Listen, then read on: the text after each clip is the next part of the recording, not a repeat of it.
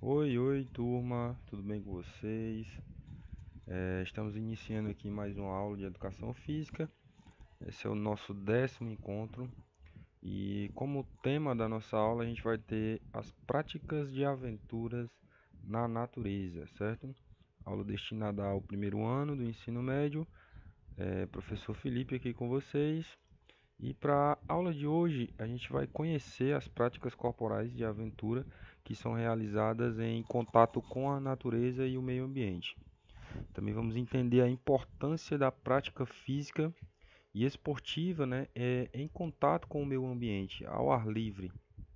Vamos conhecer as modalidades de rapel, mountain bike e as corridas de aventura. As práticas corporais de aventura exploram-se expressões e formas de experimentação corporal centradas nas perícias e proezas provocadas pelas situações de imprevisibilidade que se apresentam quando o praticante interage com um ambiente desafiador. Algumas dessas práticas costumam receber outras denominações, como, por exemplo, esportes de risco, esportes alternativos e esportes extremos. Podemos diferenciá-las com base no ambiente de que necessitam para ser realizadas, né? As práticas elas podem ser tanto na natureza como urbanas, certo? A gente vai ver as práticas urbanas em uma outra aula, em um outro momento. E aqui a gente vai ver os benefícios que praticar esporte ou uma atividade física ao ar livre, né, em contato com a natureza, traz para o nosso organismo, certo? Primeiramente, a gente pode destacar que qualquer atividade física, né, melhora o condicionamento e o preparo físico, né? Em seguida, o contato com a natureza vai nos proporcionar um relaxamento mental, certo? E já sabemos que a prática de esportes, né, e atividade física libera um hormônio que é a endorfina. E esse hormônio ele ajuda a reduzir o estresse e traz a sensação de bem-estar, certo? E muito comum as práticas de aventura na natureza serem realizadas em grupo, né? Então, o que favorece a socialização e com isso você pode até fazer novos amigos, né? Conhecer novas pessoas, né? E por último, são atividades que são desafiadoras e motivadoras ao mesmo tempo, certo? O ser humano se coloca em situações que ele tem que superar a si mesmo para realizar o seu objetivo. É uma das coisas que a gente pode destacar, né, nas práticas de aventura de natureza. As práticas de aventura na natureza se caracterizam por explorar as incertezas que o ambiente físico cria para o praticante, na geração da vertigem e do risco controlado, como em corrida orientada, corrida de aventura, corridas de mountain bike, rapel, tirolesa, arborismo e outras práticas. Aqui a gente falar só uma rápida introdução sobre as práticas de aventura urbana, né? Que são as práticas que exploram a paisagem de cimento, né? São realizadas nas grandes metrópoles, nas cidades, para produzir essas condições de vertigem e risco controlado. A gente pode citar, né, durante a prática, né? Podemos citar o parkour, podemos citar o skate, o patins, a bike, né? E outras práticas aí, certo? Vamos para frente. Aqui a gente falar um pouco sobre as atividades de aventura, né? A gente está perante um acontecimento de formato ainda indefinido e em pleno processo de incorporação na sociedade. Por decorrência, são poucos os estudos nessa área, tendo a lacuna de uma conceituação precisa. A própria terminologia aplicada nas últimas décadas vem sendo socialmente edificada pelos usuários. Portanto, longe de estar consolidada, Essas modalidades esportivas podem ser denominadas de esportes radicais, de ação, esportes extremos ou X-game, de Extreme Games, certo? São também conhecidas por esportes em liberdade, esportes selvagens, esportes californianos, esportes tecnológicos, esportes livres, lúdicos, esportes de outdoor ou ainda novos esportes. Em contraposição direta às modalidades esportivas tradicionais, são aquelas modalidades lá das Olimpíadas, né, dos Jogos Olímpicos, como a gente já viu, que se realizam sob condições de espaço e tempo minuciosamente controladas e pré-estabelecidas. Aqui agora vamos conhecer, começar a ver um pouco de cada modalidade. Aqui a gente tem o rapel, certo? O rapel ele é uma técnica vertical praticada com o uso de cordas e equipamentos adequados para a descida de paredões e vãos livres, bem como outras edificações, como no caso, né, se for em grandes metrópoles, certo? As práticas urbanas em grandes metrópoles dá sim para ser praticado o rapel em prédios, enfim. E o surgimento do rapel ele confunde-se com o esforço do homem ao longo dos tempos em se deslocar no plano vertical, paralelamente a obstáculos naturais, como montanhas, cachoeiras, paredões e interiores das cavernas, certo? O rappel é uma palavra que em francês quer dizer chamar ou recuperar e foi usada para batizar a técnica de descida por cordas. O termo veio da explicação do criador do rappel, Jean Charles Stretton, por volta de 1879, quando explicava a técnica, que quer dizer, em tradução livre, quando chegava perto de seus companheiros, eu puxava fortemente a corda por uma de suas pontas e assim a trazia de volta para mim. Ou seja, ele chamava a corda de volta ao terminar a escalada e a descida de uma montanha ou pico. Tem-se relatos que as primeiras técnicas de rapel foram utilizadas por alpinistas no século XIX, mas o rapel começou a ser difundido no início do século XX, pela necessidade de alguns espeleólogos, que são os estudiosos das cavernas, que estavam à procura de cavernas nos cânions dos Pirineus, que é uma cadeia de montanhas que separa o norte da Espanha do sul da França, onde foi necessário desenvolver técnicas para seguirem, eh, onde foi necessário desenvolver técnicas para conseguirem alcançar alguns locais que até então eram inacessíveis pelo homem, entre os rios e desfiladeiros, sem imaginar que estavam criando mais uma atividade de aventura.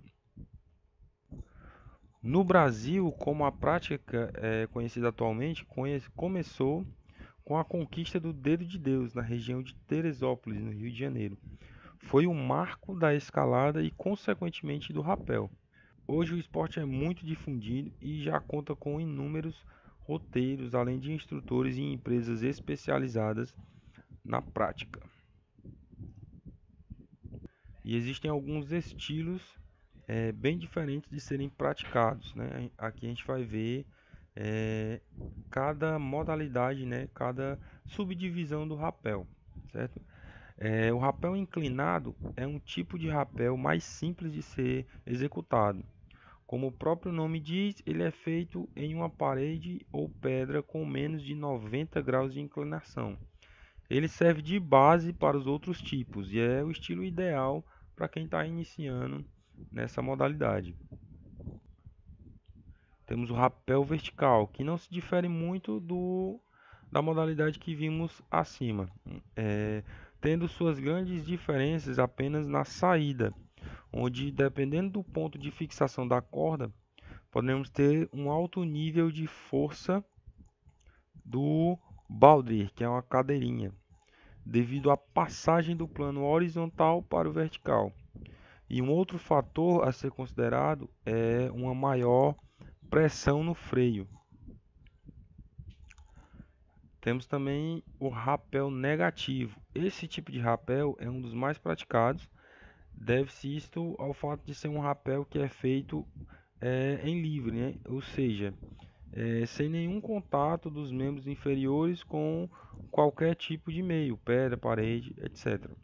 O seu ponto crítico é a saída, pois temos que ficar quase de cabeça para baixo e é quando temos um nível muito alto de pressão no balde e no freio. E devemos ter também uma grande atenção na velocidade de descida, pois ela aumenta fácil e rapidamente.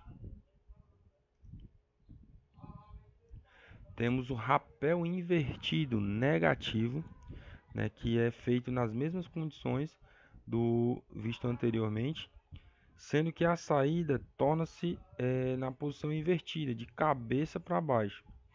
Deve-se antes executar a manobra mentalizar os procedimentos, pois você estará em uma posição invertida e assim com os comandos do freio, além, é claro, da facilidade do aumento de velocidade.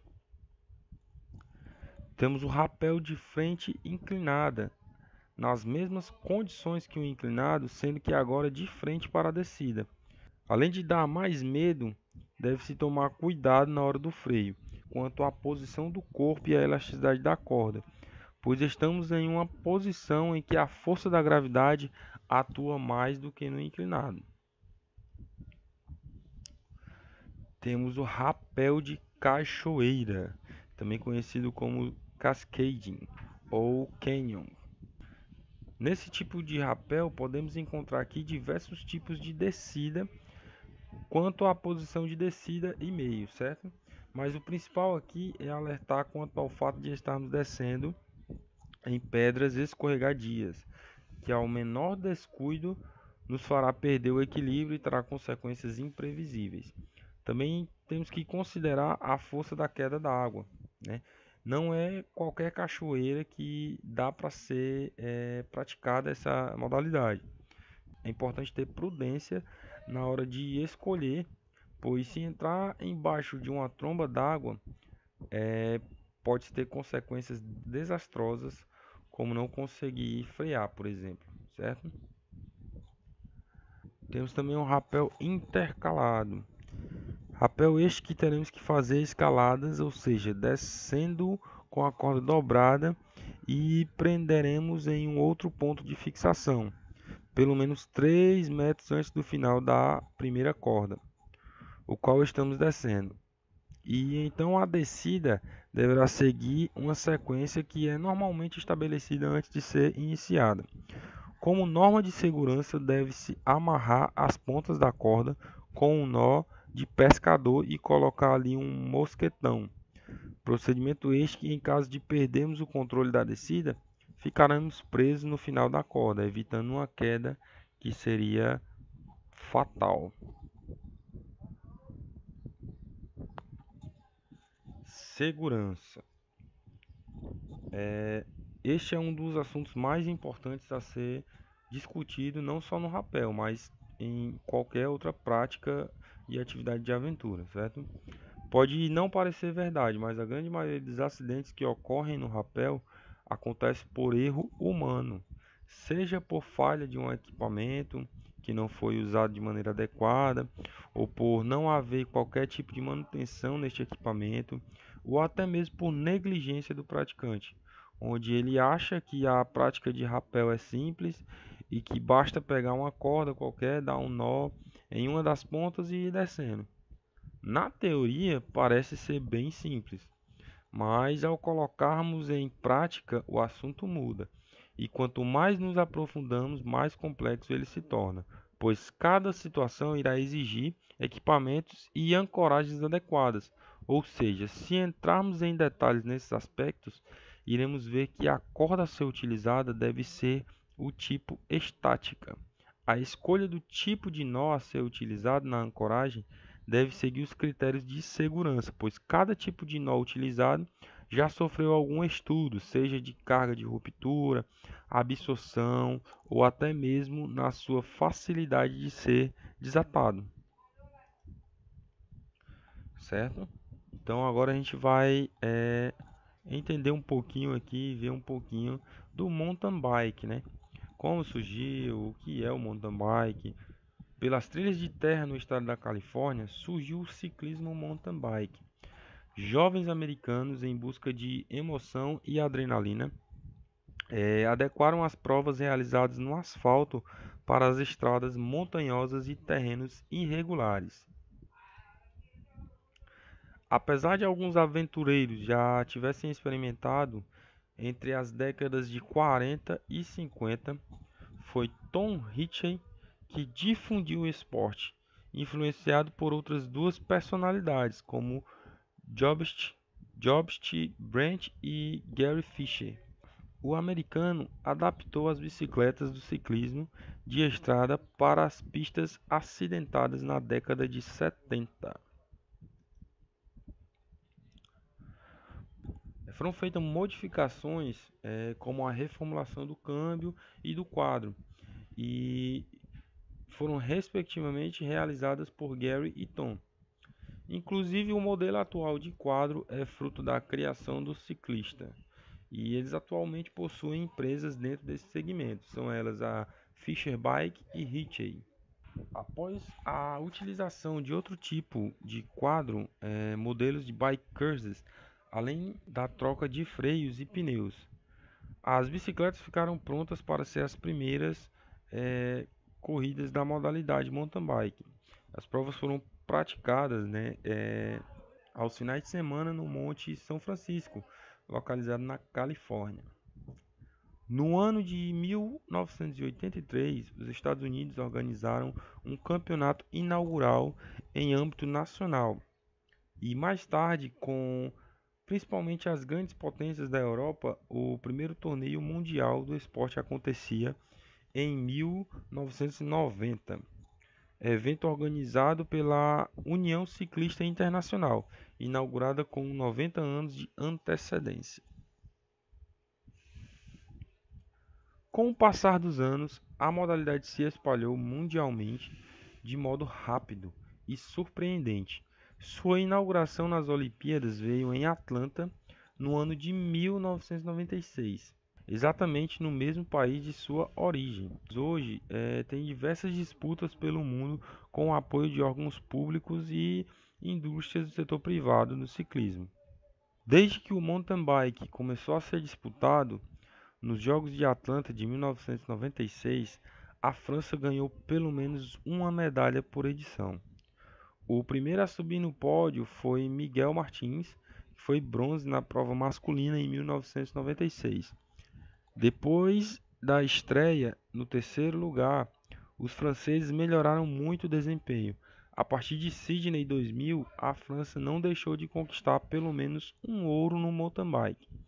O primeiro dele foi justamente com Miguel Martins, campeão da prova masculina na Austrália.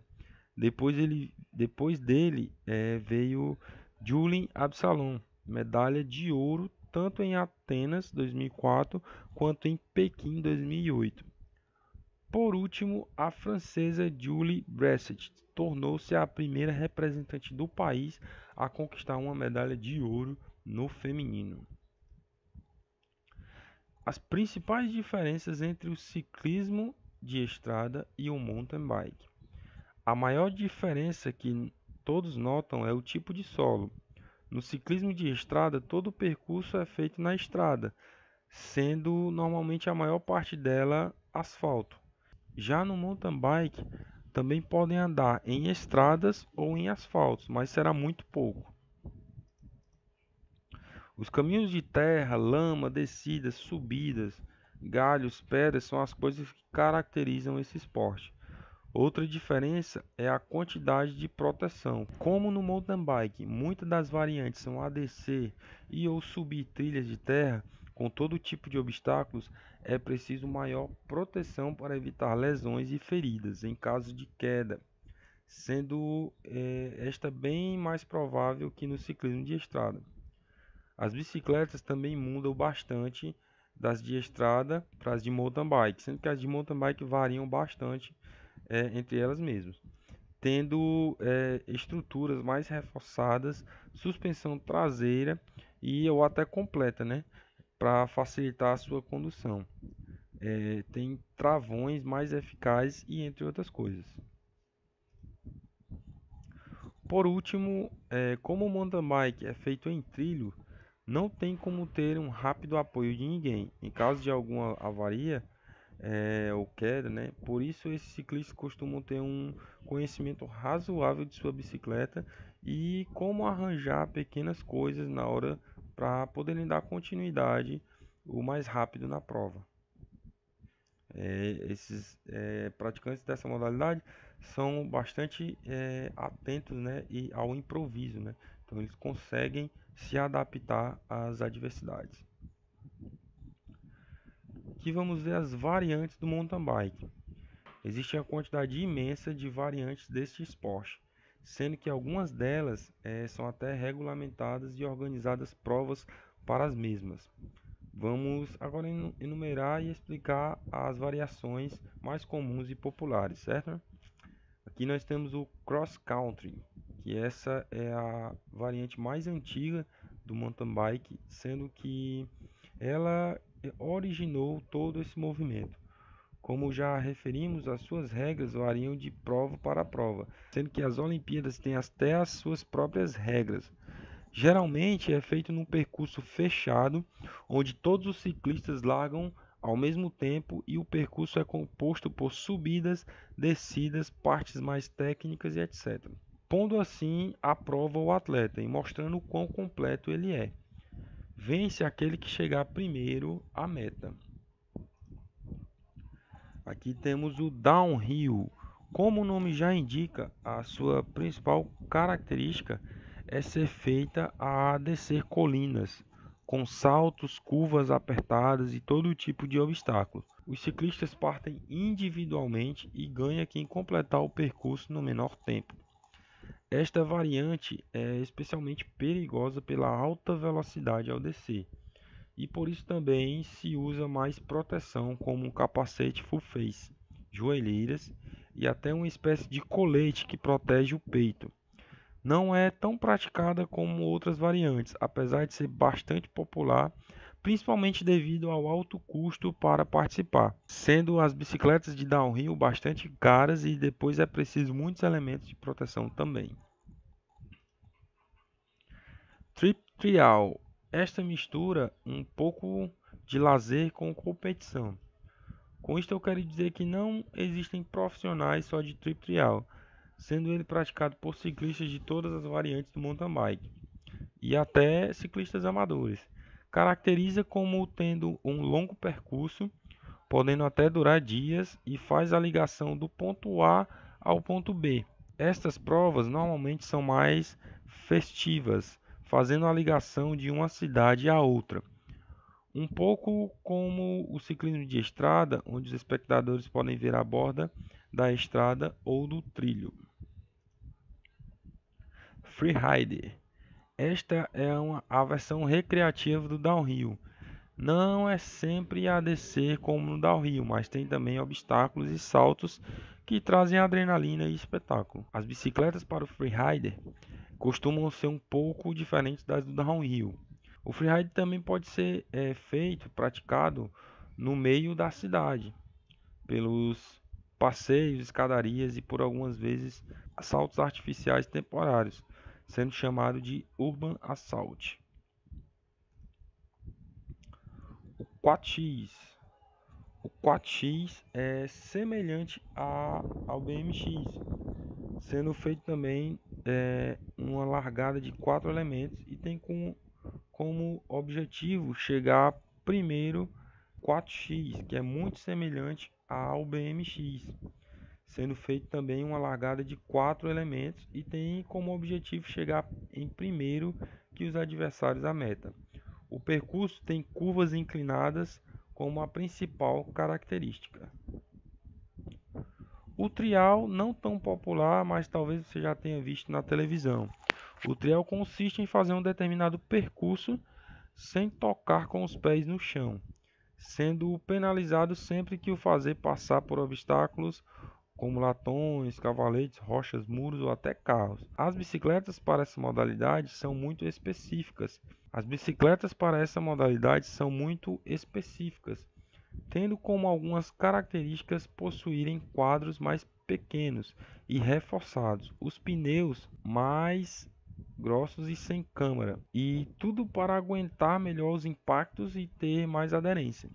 Esta é uma modalidade bastante técnica e que requer muita perícia para que possa ser praticada. Uphill. O uphill basicamente é a versão oposta ao downhill, tendo que fazer subidas em trilhos e deve-se fazer o menor tempo possível, né? Para essa variante, o ciclista tem que ter uma grande capacidade física e de resistência também, usando materiais muito leves para facilitar na subida. Muito bem, chegamos agora aqui às corridas de aventura, né? Caminhar por trilhas naturais, superando obstáculos e desfrutando do contato com a natureza cercado de belas paisagens. Quem pratica o trekking, ou trilha a pé ou a caminhada, tem esta oportunidade e esse, sem dúvida, é um dos principais motivos que faz do esporte um dos que mais cresce no mundo.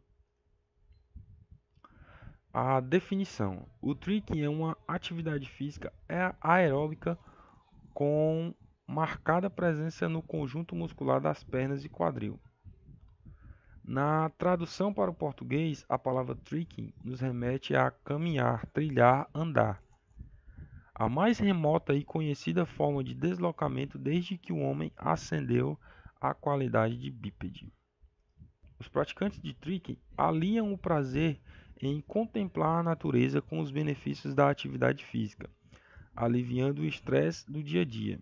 O baixo custo dessa atividade, aliado a vários níveis de dificuldade, permite o trekker, que é o termo usado, né, para designar os praticantes desse esporte, desenvolver uma atividade de acordo com a sua capacidade física e com elevado grau de segurança. A caminhada em si não faz sentido a não ser que esteja acompanhada de alguma motivação, seja ela física ou psíquica. Podemos ir mais longe e dizer que o ato de caminhar também pode transcender essas questões e ser uma forma de relaxamento, né? Prazer, um convívio com a natureza ou consigo mesmo, sendo uma atividade que pode ser praticada por qualquer pessoa em qualquer idade, salvo feito aqueles que estão há muito tempo sedentários, certo? O trekking é muito acessível do ponto de vista financeiro e muito seguro a nível físico. Hoje em dia, as pessoas buscam por aventura e a fuga da monotonia do dia a dia de uma cidade grande. Esse é o principal motivo. O esporte em geral é um anti-estresse urbano, geralmente originado por excesso de trabalho, má alimentação, violência e o trânsito, enfim, várias outras questões. Em qualquer lugar pode-se praticar o trekking. Há belíssimos locais para praticar no Brasil, de norte a sul e de leste a oeste. É uma atividade sem fronteiras, ou quase, pois a expansão urbana e as cercas são limitadores perigosos, que poderá ser praticada em qualquer época do ano sem a utilização de muitos acessórios. A história do trekking é antiga e teve origem no início do século XIX, através dos trabalhadores holandeses que colonizaram a África do Sul. Eles utilizavam o termo trekking para designar o sofrimento e a resistência física. Com a chegada dos ingleses ao local, a expressão foi adaptada e passou a denominar as longas caminhadas realizadas pelos trabalhadores britânicos. A palavra trek tem sua origem na língua africana e passou a ser empregada pelos Voortrekkers, os primeiros trabalhadores holandeses que colonizaram a África do Sul. O verbo trekken significa migrar e carregavam uma conotação de sofrimento e resistência física numa época em que o único meio de locomoção era a caminhada. Quando os britânicos invadiram a região, a palavra foi absorvida pela língua inglesa e passou a designar as longas caminhadas realizadas pelos exploradores em direção ao interior do continente. Atualmente, utiliza-se a palavra também em português, significando caminhadas em trilhas naturais de lugares interessantes para conhecer. Quando os britânicos invadiram a região e estabeleceram seu domínio político na África, a palavra foi absorvida pela língua inglesa e passou a designar as longas e difíceis caminhadas realizadas pelos exploradores em direção ao interior do continente, especialmente na busca de novos conhecimentos como a nascente do rio Nilo e as neves do norte Kilimanjaro. A originalidade desses esportes associados à natureza contribui para isso. A sociedade está sempre buscando essa interação homem e natureza, podendo juntar o radicalismo que alguns esportes proporcionam. Todas as atividades físicas são necessárias, somente que se comece aos poucos, respeitando-se os limites de cada um e sempre tendo por base uma orientação médica. Seguindo essas recomendações, qualquer pessoa pode praticar. Os equipamentos necessários para o trek são os mais baratos que os de outros esportes de aventura, mas mesmo assim precisam ser escolhidos com todo cuidado, já que podem ser tanto os melhores aliados como os maiores inimigos. Por se tratar de ser uma caminhada, os calçados são de fundamental importância. As botas, por oferecerem segurança ao tornozelo nos diversos terrenos, são as mais recomendadas. Devem ter uma construção firme, mas confortável e de preferência amaciadas previamente, certo? O ideal é que se utilize duas meias para diminuir o atrito dos pés com o calçado e utilizando os tecidos corretos, né? Você também diminui a umidade nos pés. Outro objeto indispensável é a bússola. Para garantir o sucesso na prova, é recomendável que se leve mais de uma e é necessário saber utilizar a bússola de maneira correta, já que um erro de direção pode acabar com a chance da equipe. Todo praticante vai ter sede e precisa se hidratar durante a prova. É por isso que um cantil de no mínimo 1 litro deve estar sempre com o competidor. Para calcular as distâncias entre os percursos são necessárias calculadoras e é importante que a equipe possua mais de uma em caso de quebra, né?